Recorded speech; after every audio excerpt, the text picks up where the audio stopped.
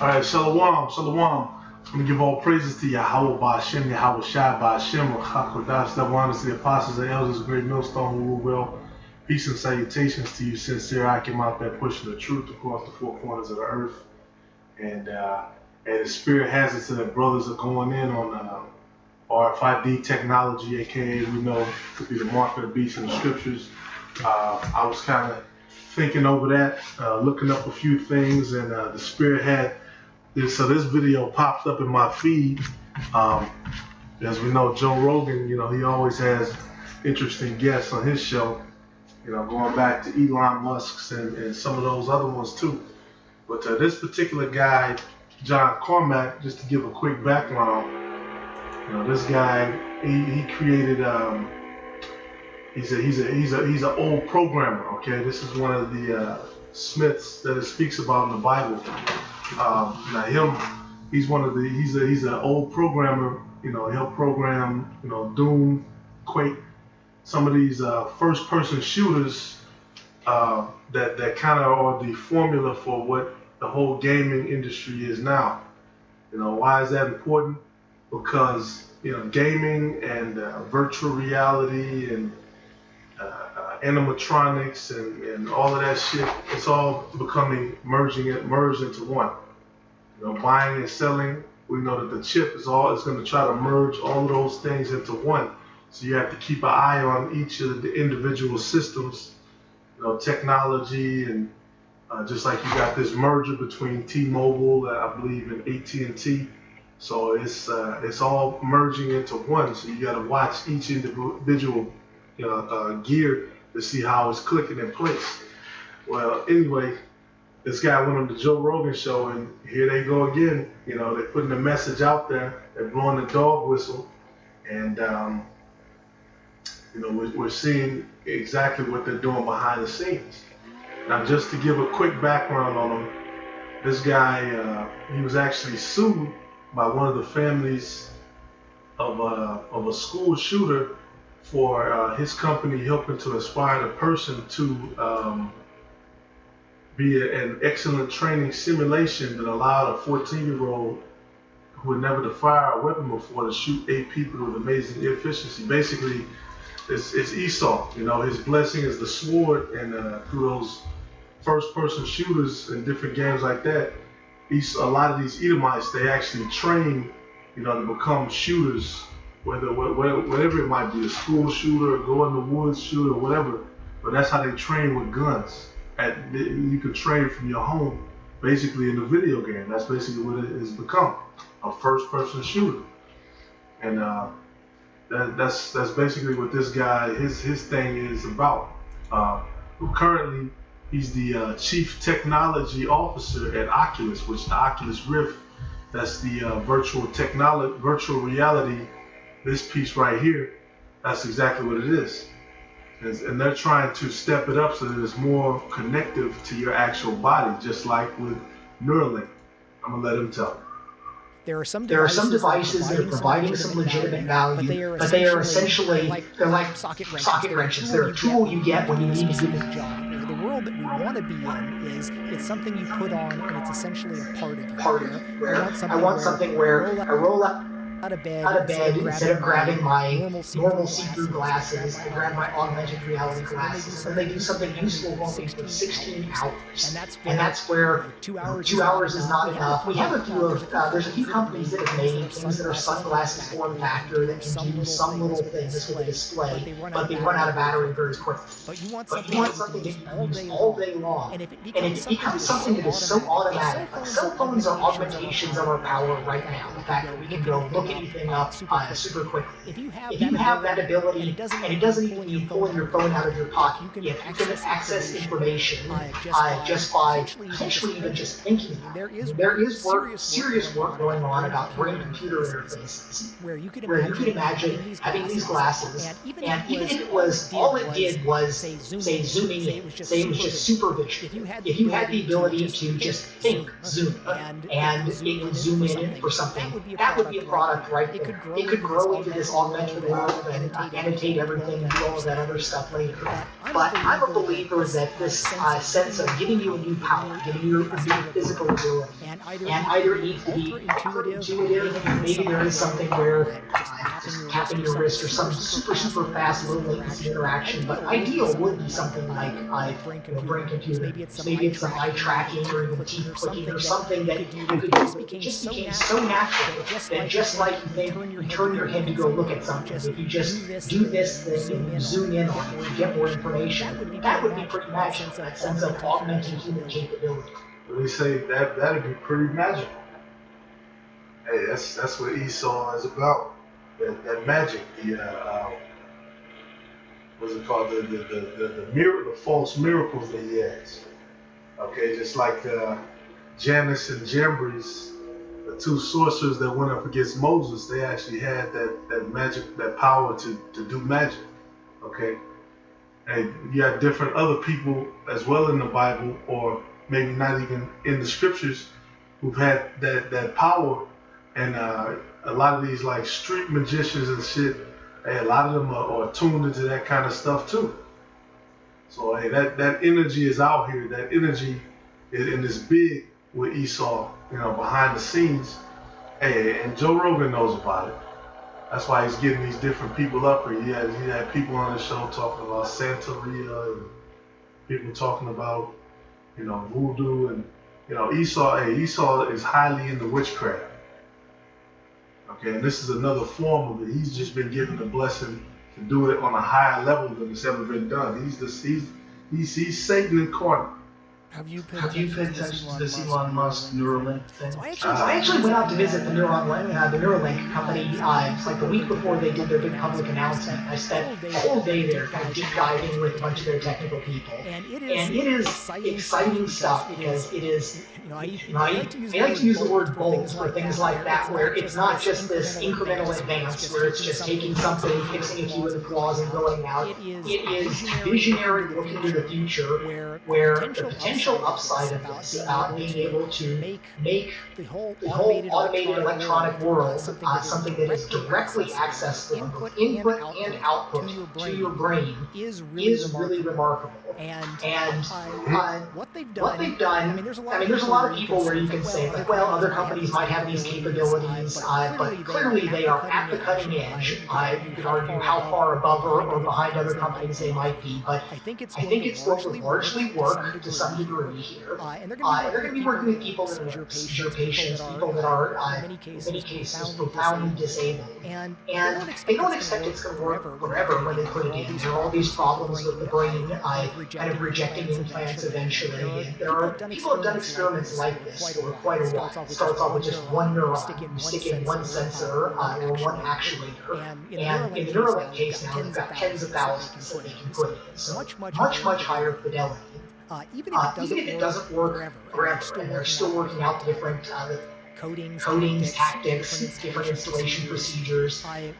Somebody's going to go in there and go from being profoundly disabled to probably being able to play a video game, being able to sort of directly control things with your mind, where you start off being able to do maybe just very slowly driving a cursor, and people have done this again for years, where you can slowly move a mouse cursor or something and figure out a click thing. But here, when you have tens of thousands of neurons going in, you could go from this very slow moving something to doing this deep analog, multi-dimensional, like playing a symphony with your brain output potentially, and then potentially feeding information in a way that we can't right now. Hey, you see how they do it? These Edomites do it very, very slick, very slick. These are the they don't tell you the downsides of it. They don't tell you how they came up with these ideas, because a lot of them, they do different narcotics and hallucinogens and all this different kind of stuff. They just give you that. But see, we can create symphonies, see? So the average person, is going to be kind of in an augmented state. All right, and once you do that and you take that chip, that's it for you. You're going to be destroyed. That's another thing they don't say. You could have this sort of tactile feel to it.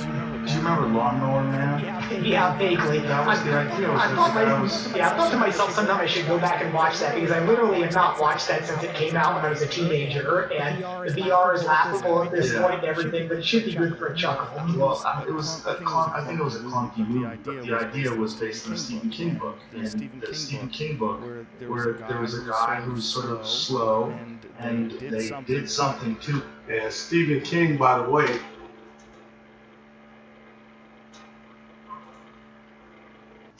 Stephen King, he's an old visionary for Esau, and to this day you're still seeing a lot of his different stuff coming out. Pet Cemetery, okay, this where they it's this it's a site where you bury somebody, they come back to life. Okay, more famously, It, which recently got a sequel. The Dark Tower? So he's an old one. But this is 2 Thessalonians 2:8. Okay, and these Edomites are being exposed, all right? Because they're supposed to be descendants of the so-called people of God, the so-called Jewish people. To this day, they still use that term, Jewish. It says 2 Thessalonians 2:8, and then shall that wicked be revealed, whom the Lord shall consume with the spirit of his mouth, and shall destroy with the brightness of his coming.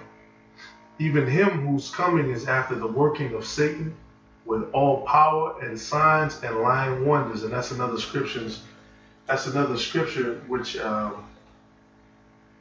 adds on to, it talks about not being afraid of his inventions.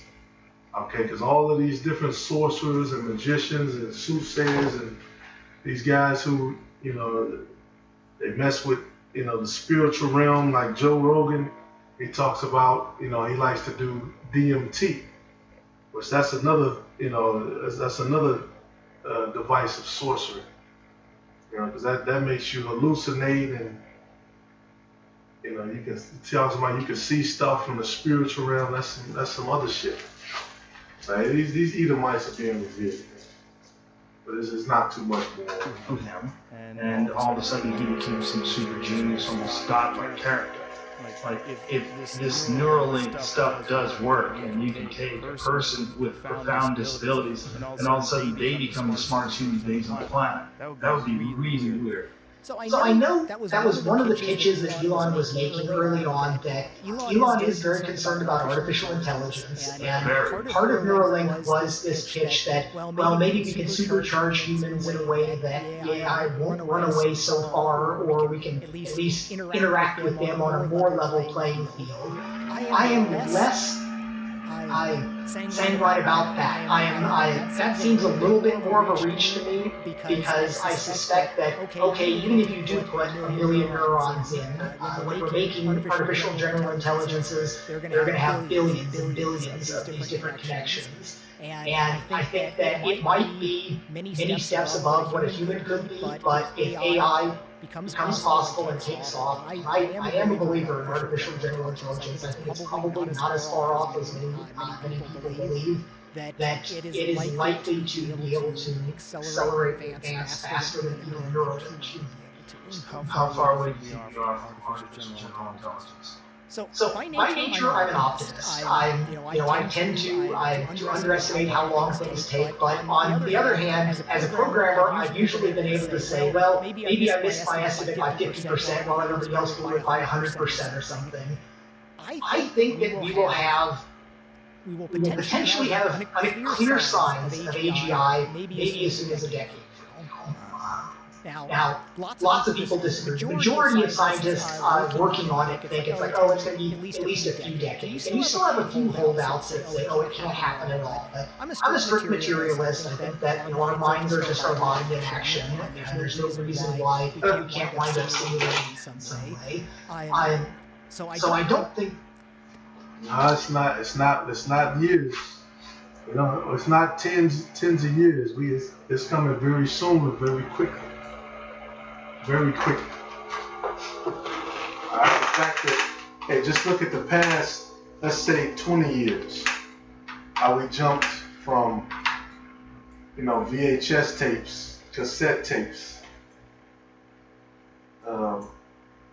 shit, CDs. Then it jumped from CDs and floppy disks. Then it jumped over to MP3s and AVI and MP4s, and it jumped over to the computer. Now you got the MP3 player. You got even the quality of the cameras. You used to have to go and get a picture developed, or when you recorded something, you had to put it through a certain process. Now instantly you can record something, and boom, you have control of that file. Now look at the speed that this man has been given to push this different technology that this Most High has given. Okay, nobody, Blockbuster is completely out of business. I could remember going there. I want to say, 13 years. I could remember going there, and them charging you, $20 for more, 15, $20 for a cassette tape or whatever the fuck they call charge you for the newer ones at least. Now that shit is completely blown out the water. The internet and the different thing, the stuff you can buy or sell, you can actually buy and sell shit, and they got these networks set up where you can get it. Really, if you pay the money, you can get it to you tomorrow, as long as you buy it by a certain time or the next day, from all across the the country. Global shit though, that's a little hard to get it somewhere overnight, but hey, if you got the money, you probably could do that too. So hey, this stuff is not far off. And these people, they go behind the scenes. Like he said, he got to sit and go into Neuralink and deep dive and all this shit. He sees what's going on.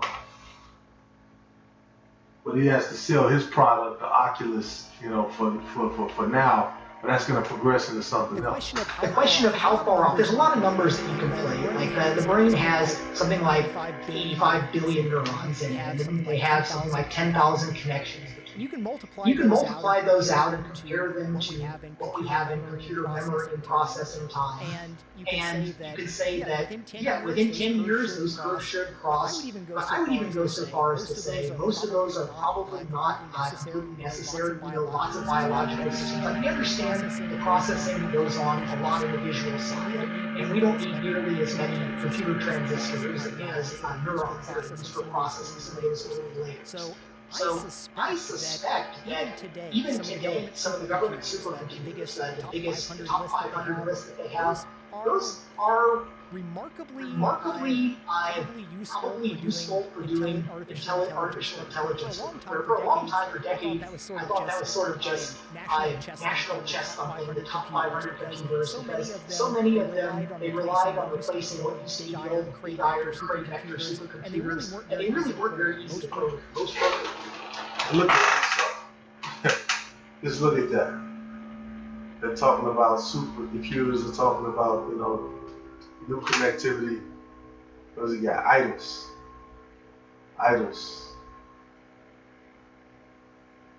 Another one. I think that's a mummy statue in the back. Idols.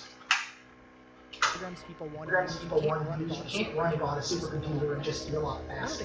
One of the shocking things most people don't really appreciate is the fastest way to do most single-threaded applications is an overclocked gaming computer. You can't go spend $1 million and buy a computer that will do many tasks faster than what you can just run on a gaming computer. And this is not at all the way things were for decades. But for a long time, you would go spend your millions of dollars on a Cray supercomputer and all of your code would run faster than it turned out that the processors that you wind up using in high-end gaming systems are, in many cases, the fastest, or in all cases, at least close to certain serial applications.